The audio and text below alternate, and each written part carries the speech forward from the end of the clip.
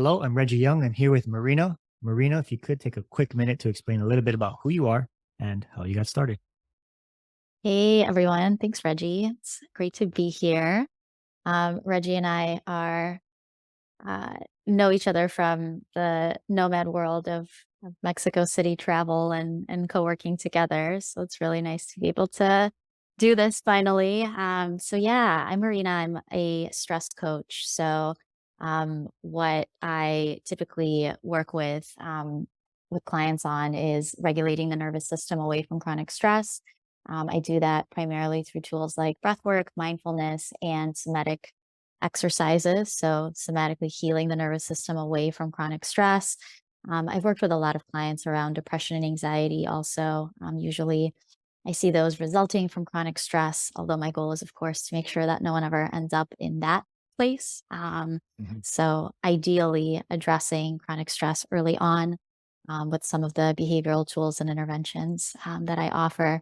Before I got started with that, I went through my own burnout journey. So, that although at the time was really hard to go through. I was having tons of symptoms, chronic fatigue, bad sleep, just really unhealthy coping mechanisms at the time.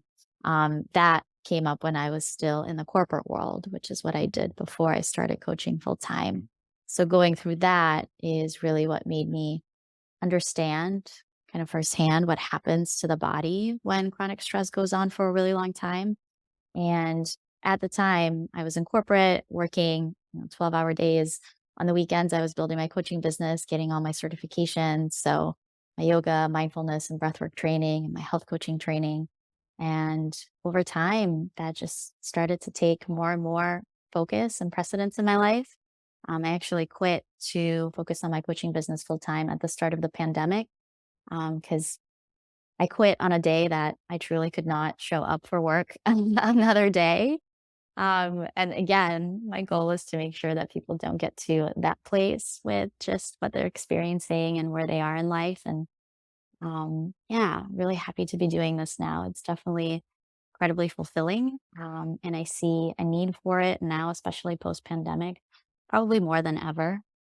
But I'm also happy that people are just becoming more and more aware of needing to take care of themselves more in a continuous way and making sure that we don't go into these spaces of just really extreme overwhelm, anxiety, and burnout. So that's a Yeah. little bit of how I got to today. Yeah, no, I love it. I think kind of like what you said, like addressing the stress in a serious way before it becomes a big problem is something that I didn't do a good job at the first time. I think a Mm, lot of entrepreneurs first starting out, we always have like a job and then we're trying to balance the stress of the job and the things that come with being in a 9 to 5 like lifestyle, I guess you could say, and being an employee. And then trying to also live this other life and build out a business from zero, learning things, trying to take action on it, mhm, failing with it, dealing with the emotional aspects of that, the financial aspects of it, the relational aspects of it, and then trying to go grow as both a business person and then that self growth. And for me, I reached some pretty dark places and was very, very, very stressed out. And it legitimately took me like I think a year, at least a year, to think to myself like, oh man, it's probably not this business tactic. It is actually my mindset that's in the way.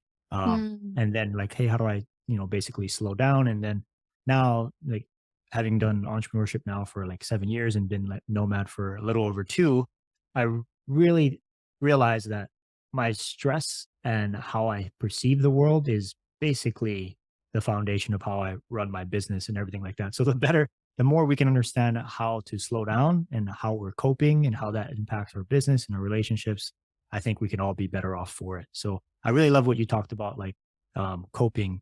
And maybe if you could tell us like ways in which people commonly cope or maybe not mhm. recognize that the stress that they're under, and like how do we realize that before it becomes too late?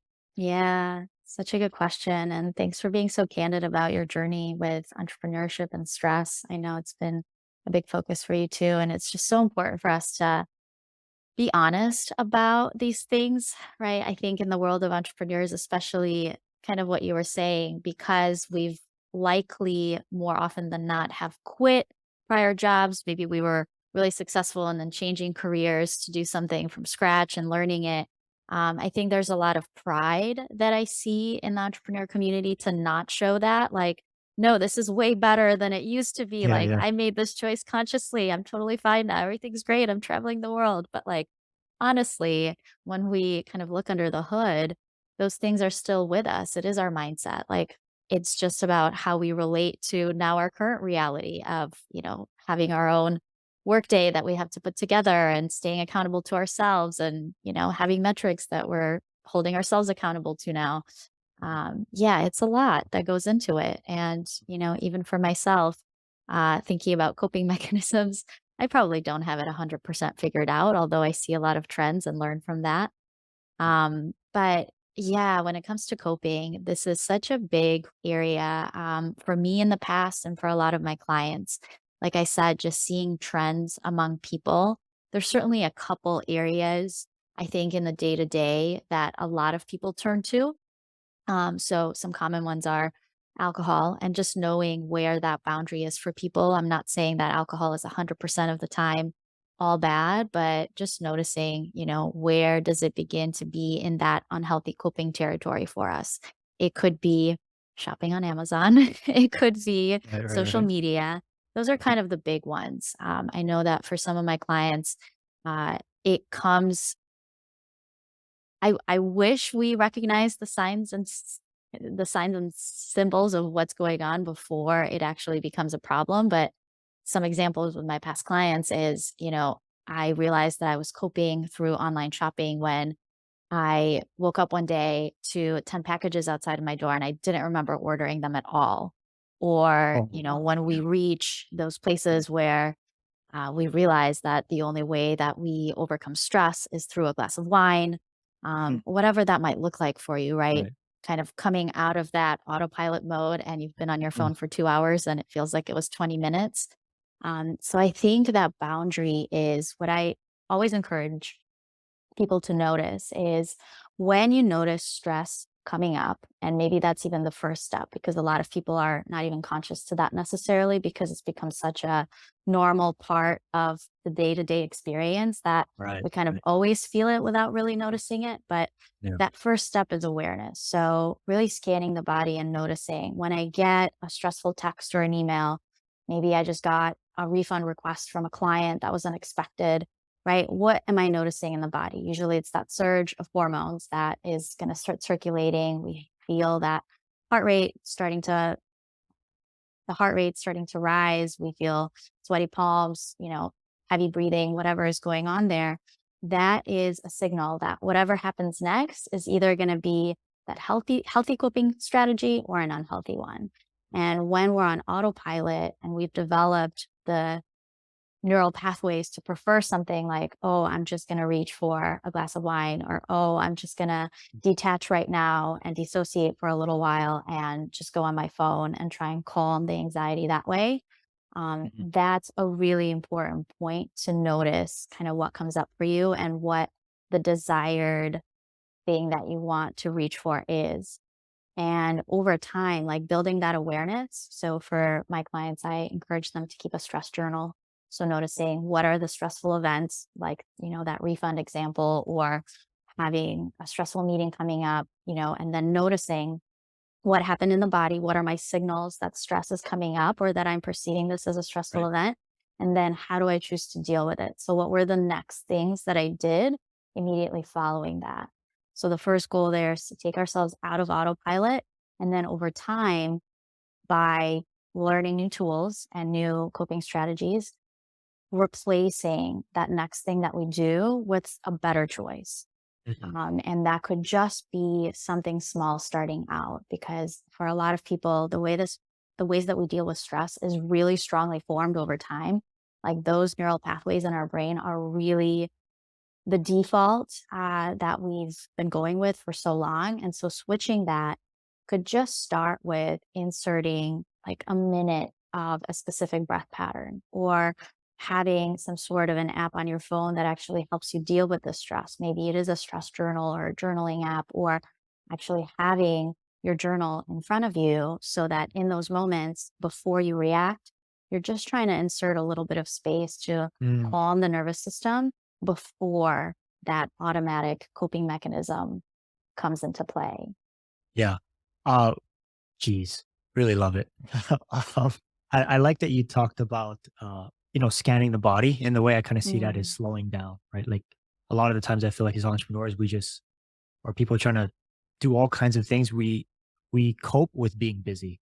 We cope with our work. We cope with building a bigger business or getting more clients or doing all these things. And I think there's sometimes I feel like we create these coping habits like going to the gym so we get very fit, or like I just said, we build big businesses. But I think all that does is layer on top of the pain, and it kind of hides that awareness more and more and more, to the point where you end up doing, whether it's healthy or unhealthy, it can, in my opinion, eventually become unhealthy, or it will mm, come out in your life in another way. So you could have the most fit diet and the most fit body because you coped that way, or a very successful business, but it comes out in your relationship in a very unique way. So I love that you talked about uh, having that awareness, and that awareness first coming from being from a place of slowing down, and to try and mhm. create that space so it's not like metal to metal, I guess you could say. Um, Yeah. in that regard. Yeah, and something as you were talking through that, I realized that my list of coping mechanisms that I highlighted is also missing doing more, like Mm, busyness as a coping mechanism. So anytime that we feel that discomfort, anxiety, and overwhelm, the immediate neural pathway reaction that's been super well formed over many, many years for people is, okay, I just need to do more. Like mm, as soon as I get through my to-do list, as soon as I get through these tasks is going to get better. But we know that that's a catch 22 because there's never uh, an end to a to-do list for someone who's building a business, right? Or growing a business beyond what it currently is at. So if your default coping mechanism is just doing more, you're just gonna keep spinning your wheels and creating more and more stress and pressure in that way. And I yeah, see this a lot with entrepreneurs. I think the gym example is a really good one of, okay, well, I'm going to do more things that keep me productive. Like I'm going to go to the gym for an hour. And if you go to the gym for an hour, a couple times a day or a week as your main coping strategy, well, that is still a really activating activity that places more stress and pressure on the body. So even with some of the healthy things that we do, like of course we want to be productive, of course we want to be contributing and building amazing companies and building abundance and being fit. But even with some of these healthy coping mechanisms, there can be an upper limit mhm, and I see a lot of people, starting with a successful, kind of really driven mindset, just really like high achieving go getters who just keep adding more and more to their plate. Well, now we're going to build another business. Now I'm going to run a triathlon to achieve in that area. right, That exactly. effect Yeah, is so evident, right, in the right, entrepreneurship world. mhm. Yeah, it makes me think like, geez, how much work have I done, whether healthy coping or unhealthy coping, to stop myself from slowing down and feeling the pain? Because the way I see it is Mhm. like, if we're coping, we're hiding from something, we're running away from pain. And I really feel like a lot of us will build out identities, um, do all kinds of things, order things off of Amazon, be on social media 5 times a day, not stop talking about ourselves, not stop talking about other people. And we just layer up on top of it over and over and over again, to the point where we don't even realize that it's a problem. And and then some people will just automatically realize or accept that's how the world is. It's common to be on social media 4 or 5 hours a day. It's common to, do all these different things. And yeah, so I think I really liked about what you said, using some kind of modality or system to give you those tools to kind of slow down, right? So you talked about journaling, which I really like. I also have a journal, which I think kind of overlaps some of the things you talked about, like identifying the triggers, asking yourself how you feel, what's the impact, that whole thing, right? So I really love that. If you could maybe explain some of the more precise tools and techniques, maybe around meditation or breath work, or things that you find very beneficial for the people that you've helped. Yeah, absolutely. I got chills when you were talking about this and what you were saying around, building more to avoid potentially some of the feelings that we have kind of underneath it all. Um, I'll share this because I think it's relevant. I recently started working with a friend of mine who's building a pain management company. And when we got into it, and I was just asking her questions around, how are you doing? Are you taking care of yourself? I know this is a lot. She just raised her first funding round. So it's a really exciting time. And she's actually, alongside building the company, has been working with a therapist for the first time and uncovering just a lot of personal past trauma, childhood things that are impacting her leadership style now. And she said that over the course of building up these healthier coping mechanisms and really understanding, like, why build the business? Why do I operate the way that I do? She realized that she was building this chronic pain business because of the guilt that she felt that she was unable to help her family members who developed an opioid addiction to dealing with chronic pain. And that was the healthy and the unhealthy reason for her larger why around building this. And when we think about like purpose driven businesses, it's amazing. But also, a lot of times that is built on a lot of past trauma for us.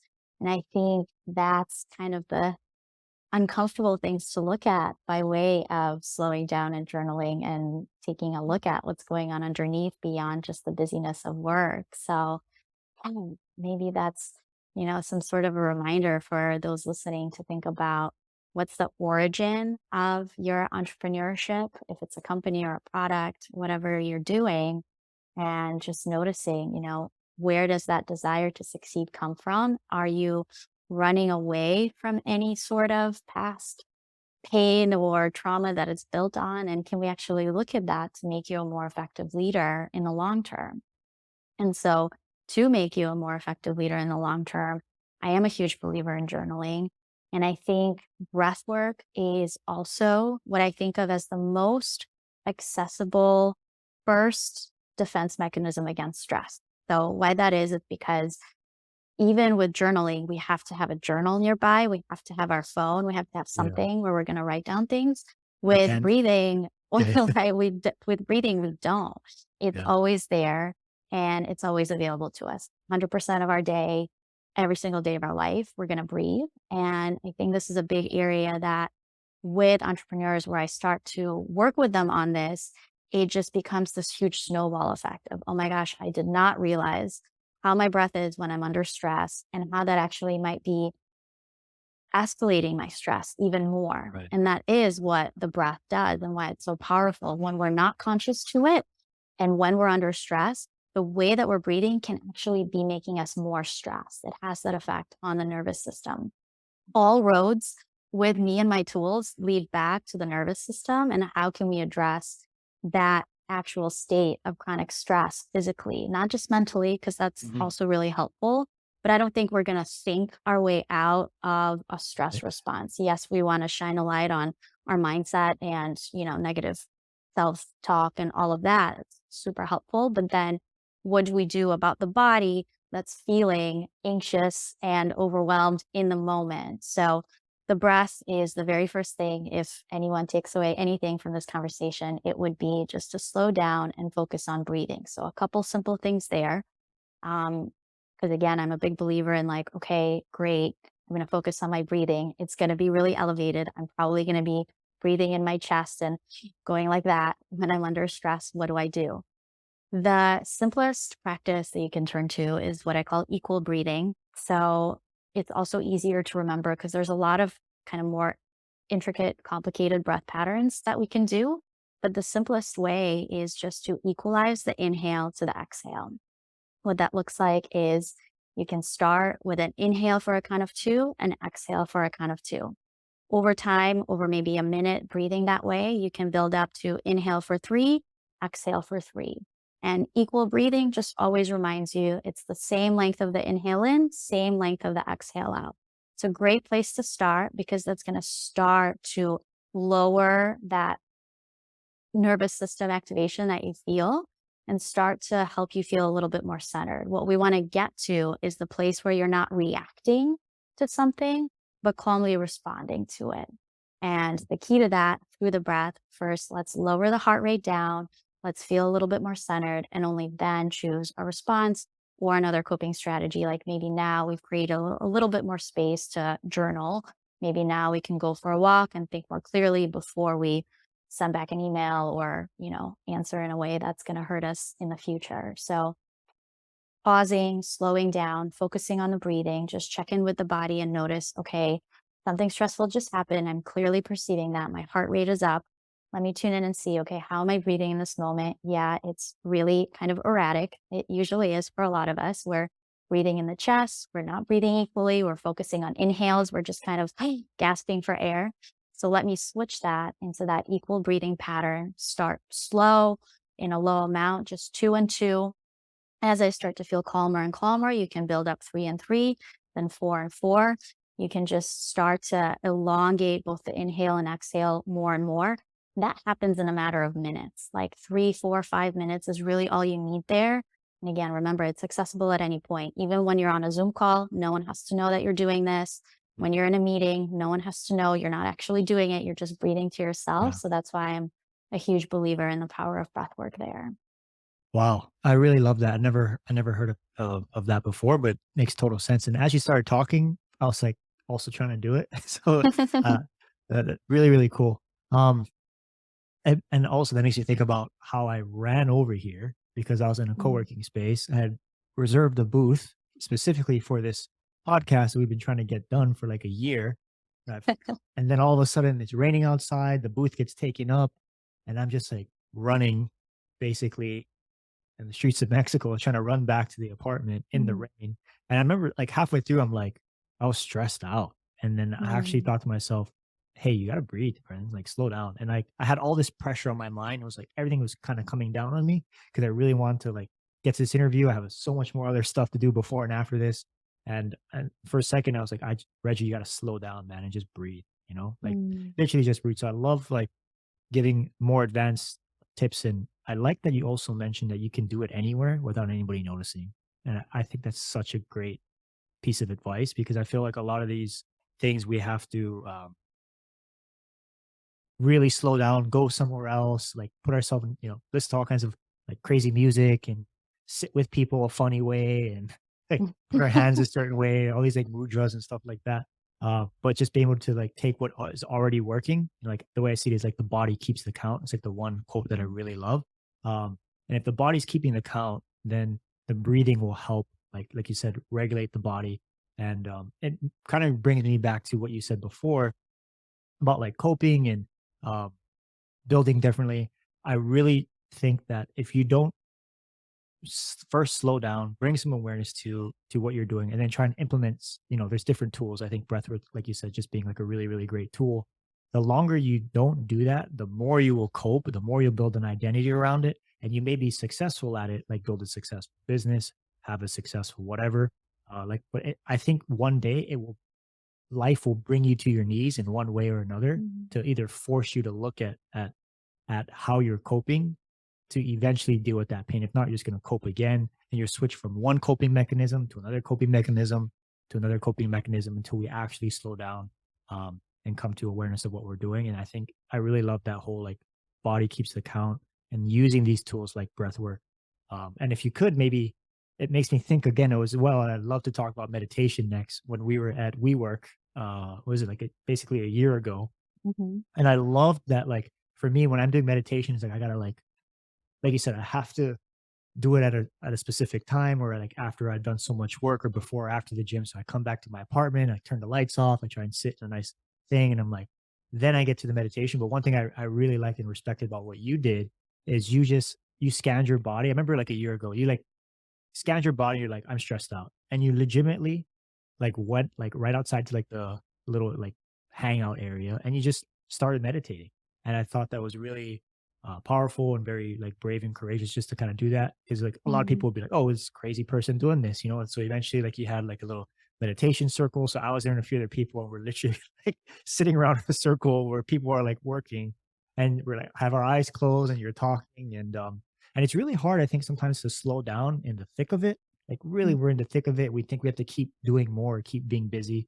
But I really love that I saw you use these tools, and then you then again just gave us more advice on that. So maybe if you could maybe pivot more into you talked about the breath work, any kind of like uh tools or strategies you recommend when it comes to meditation.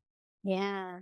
I think you had a great example. So with setting up for this podcast and running around and nothing is working out, right? We've all had those days where like it feels like if we just spill our cup of coffee, like one more thing happens, we're just going to be in tears. Everyone has those days, right? Like you said, one day life will bring you to your knees if we just go, go, go for too long without kind of pausing and resetting. I think of it as what I shared with breath work is something that you can use in those acute moments. Like things are really stressful right now. Let me turn to something that is going to help bring me down in a matter of minutes. I think of it as like if I were to take an Advil for a headache, it's really acute. I just need a quick fix. That's that breath for me. It's 3 to 5 minutes. Let me settle. Let me come back from a more centered place. And then I think about how can we prevent periods of stress like that from happening less often. And that comes from more so the things that we can do on a daily basis that can start to become a part of our daily routine that just help us not have those spiraling moments so frequently. And I know that it's hard to carve out this time when we are in those challenging periods of time. Like if you're selling a business, buying a business, raising money, like in the really packed, challenging times. Let's say you have a month of you just know it's going to rock your world. It's hard to put that in. And so when we're in those moments, it's harder to build better habits. So I always encourage everyone to think ahead. Like if you feel like that's going to be coming up later this year, can you start to build better habits now? And in those moments, still, if you can find any amount of space in your morning and nightly routine, 5 minutes, 10 minutes, anything that you can give yourself, it does add up and go a long way in not helping you feel those really acute states of stress and almost panic as often. Meditation is one of those things that I do recommend thinking of in a more like overarching habit that could support your well being over the course of your entrepreneurial journey. So it's, I would say, less effective in the acute moments. That's why I don't mention it on the same level as the breath, because Right. to your point, when we're actually going to try and drop in for a meditation, we likely do want our eyes closed to tune out all the stimuli that come into our brain. We do want a quiet space, especially if we're new to meditation. So it doesn't really feel as accessible in the moments of like true stress rising. So, what does that mean? When is it accessible? It's great in the morning or before bedtime, ideally both. And you can start with just 5 minutes on either end of the day just to build a habit. If you don't have that, just start with a minute, truly, Right. just to get more comfortable with, especially, it's super valid what you're saying. I feel silly. I have my eyes closed. I'm sitting up. This doesn't feel natural to me. That's totally fine. Let's start with a minute at the beginning of the day just to feel more comfortable in your body. One of the most important things that I think meditation allows us to do is to, over time, start to lower the brainwave activity so we can be more present with what's going on internally. When we become a little bit more practiced with mindfulness, we can drop in a little bit easier. So maybe a couple minutes of seated meditation to calm the mind, and that way we can more easily notice, okay, what am I experiencing emotionally? How is my heart rate right now? What does my body feel like? Where do I feel tension? A lot of these things are not noticeable to us when we're just in our mind the whole day, right? From the time that we wake up to the time that we go to bed. We usually are really disconnected from what's going on below the neck. And that's where a lot of the answers lie to Mhm. why do we feel the way that we feel about our work, about other people? So much of that is in the body. So that's why I think mindfulness, any amount that you can give yourself, think of it as this longer term strategy against stress that as you start to add it to your mornings and your evenings, hopefully it might even follow a little bit of journaling afterwards. So we're just kind of stacking habits. We know habit stacking works way better than just trying to throw one new habit at a random place Right. during our day. Yeah. So as you start to do that, it's a lot easier to notice those states of activation during the day, to choose better coping mechanisms. There's just so many benefits to incorporating even just a little bit of mindfulness on a regular basis. Yeah, totally. And it makes me think of like, even when it comes to starting a business and building a big business, you don't have to go and like dive into this huge business model. The same thing with meditation. You don't have to go and Mm, sit down and be all cool looking and do all that for an hour.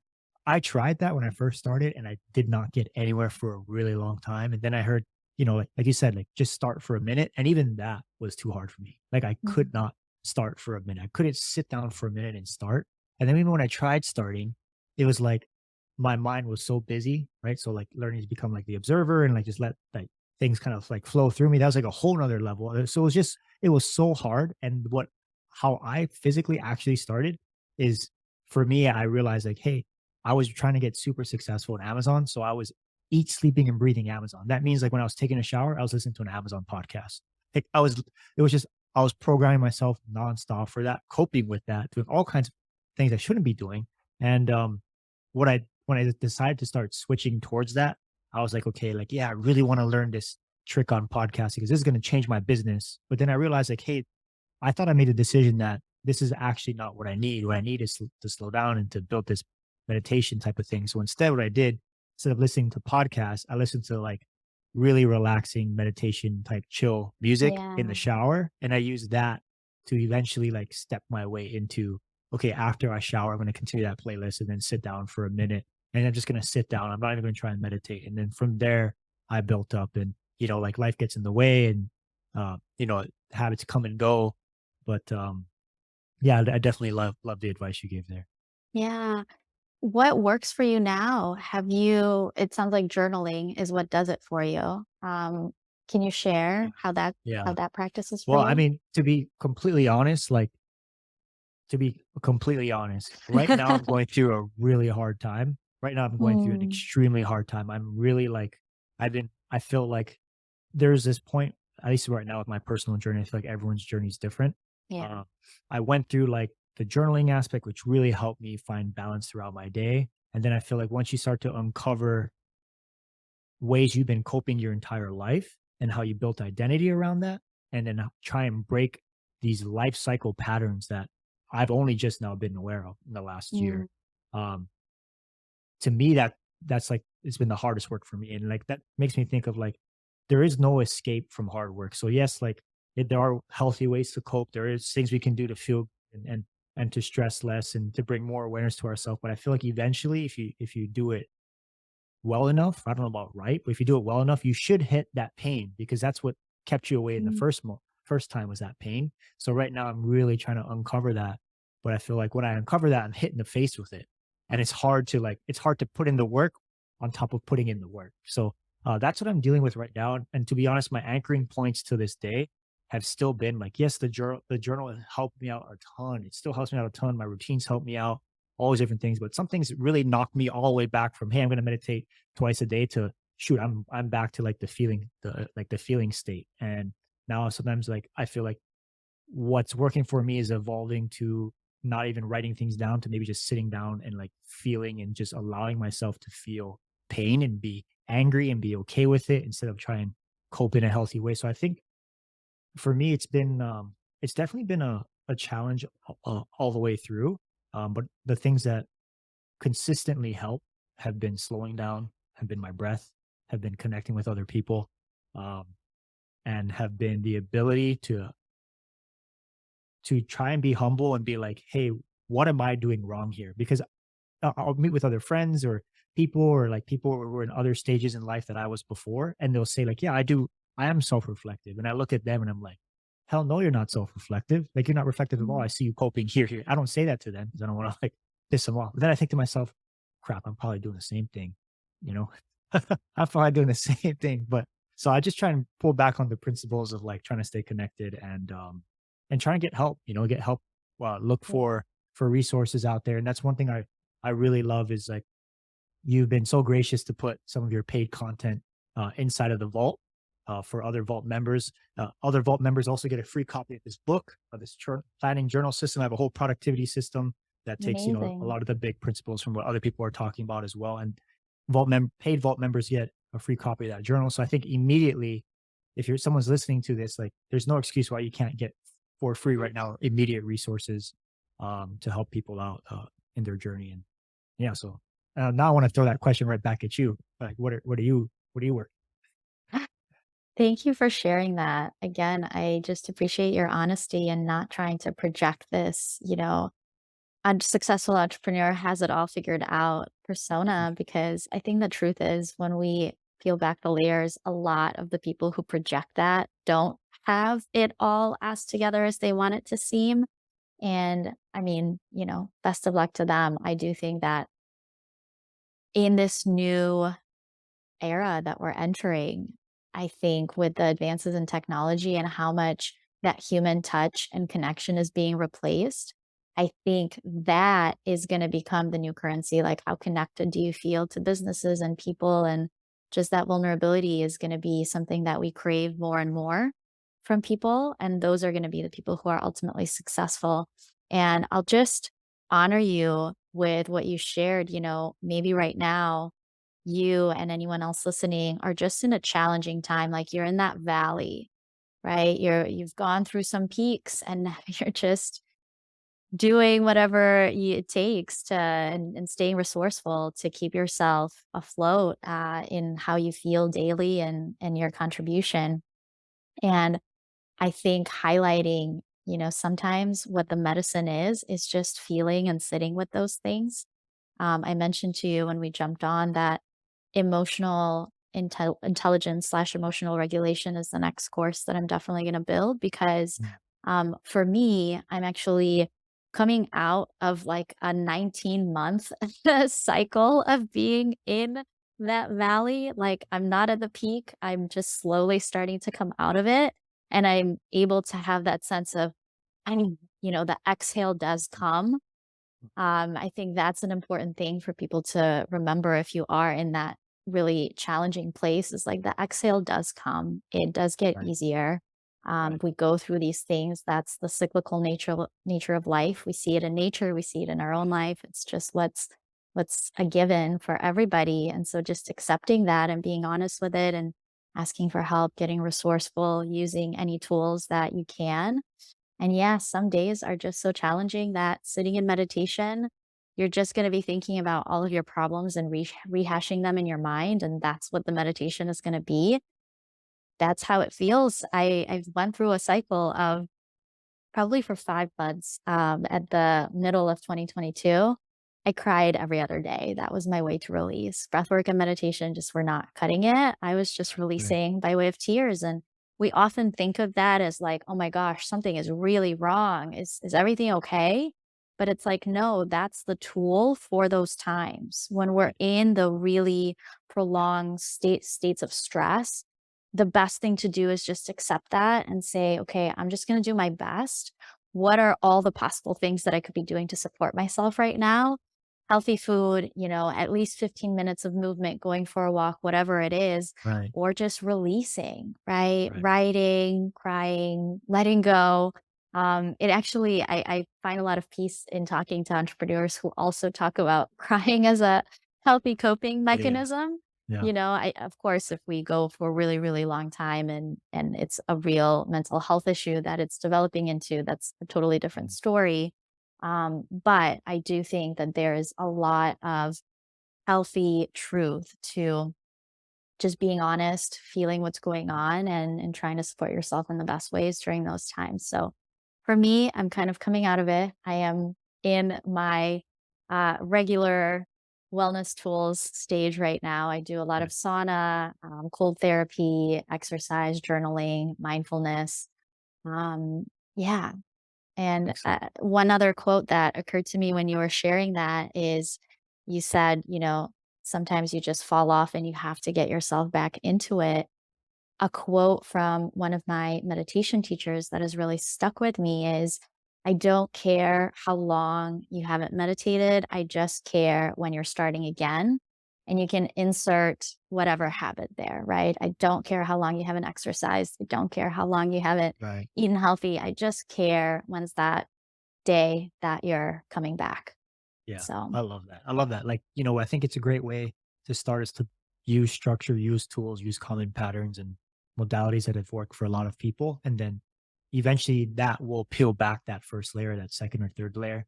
And then from there, it's okay to just to destroy it all and do it another way. I think it's as long as you are working on yourself and you choose to work on yourself every day, then you'll eventually get there. And it's going to be a painful experience. And to be honest, I think like in like the mindset wellness space, like we're always thinking about, hacks and routines and things like Mm, that, or doing this because it's coming from a place of pain, or doing it because we want to make some money, right? Like, I think those are like the two thought processes. If I could speak to my younger self, myself from like 2019, when I was making good money online, still had a 9 to 5 job, was working really hard and doing all these things. And then even when I sold my business, and I think that's literally is weird. I sold my business and I feel like life was like, okay, that was that challenge. Now the inner work begins. And I feel like that's mm, like the journey I've been on now while still trying to hold up the other things that I'm doing. And it's interesting because I feel like this came to me not because of pain. I didn't enter mindset because of pain or because I wanted money in a sense. It it for me, it was optimization. I I was so like full of myself, to be honest, to be like, I don't need that. I don't need breath work. I'm cool. Yeah, I'm chilling. I'm not crying all the time. I'm not this and that. And I feel like there's so many people like that where they're just like, I don't need it because I'm fine. And to me, it's like, no, you're not. No, you're not. Do this every day for 6 months and then tell me you're fine. Then I'll believe you. Um, so I think I wish anyone listening to really try and humble yourself and realize like there, there's a really good chance that there's something inside of you that you may be coping with, healthy or unhealthy. And that can be the huge unlock to the next journey of your life, or that next like place of freedom or happiness or connectedness, or whether it's relationships, business, mindset, whatever, impact, mm, or just feeling super powerful. I didn't want to leave the conversation without saying that I really think that most people think that they don't need it when they really do. Like most coke addicts don't think they have a problem, and I think mhm. we all have some small version of that in our life. And it can be as simple as just talking crap about everyone, or as simple as being on social media 3 times a day, 4 times a day, or like 4 hours a day, not realizing, well, why am I there? What am I escaping from? Being at the gym all the time, sex, like in a way that shouldn't be used or too often, or Mhm. foods, or all kinds of things. And I think like the more we peel that back, and the harder it will be, but the better off we'll be as a people, and the impact that we'll give to others. I love that. What comes up for me is not letting your current state, however good it might be, get in the way of how great it can get. Yes. And I think maybe, maybe some people who are listening to this are feeling pretty healthy. Maybe people are in a good place in their life and entrepreneurship career, and their businesses are doing well.